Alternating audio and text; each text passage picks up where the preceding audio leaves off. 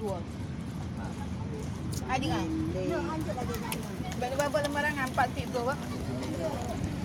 Kan ketempuk dah potong ni. Go. Nama tu.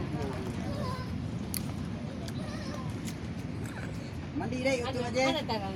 Dek. Dia video kan? Mana video?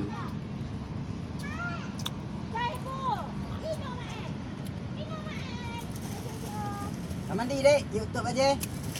Ha? Dia anak hawa macam ah. Anak hawa macam nusuk dia. Mandi. Betul. Ya maru. Yang aku mau kalah. Ya kan. Dapat kek tadi. Kok Dipek tak apa pula tinggal tak apa ha. Ana abang pokok iananya. Ada betul likulum no betul. Mana? Bawa buat main Honda je tak Tak ada ada. kakak. Aku bawa. Nak balik sini. Yo. Mati. Maya. Nyopo lah awak mau pergi. Dah deh. Dah no. Belum kan tengok. Agaknya foto yang nama anak mi lain mak tahu dia. Anak mi foto jadi topping. Yo, pang dia. Wei mana cucu dah kan juga.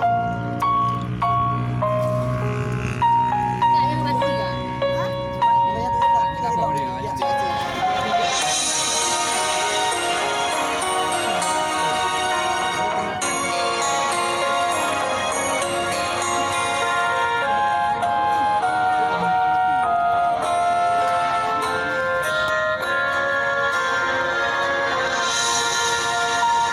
راحت الأطيار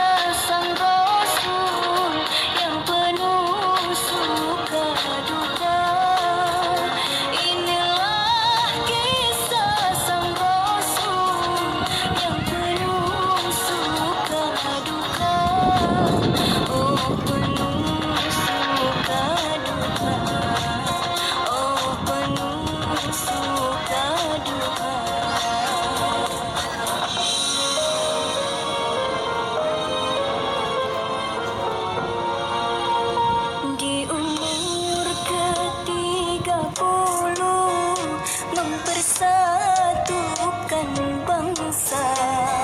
Saat peletakan batu Hajar Aswad mulia, genap 40 tahun mendapatkan risalah.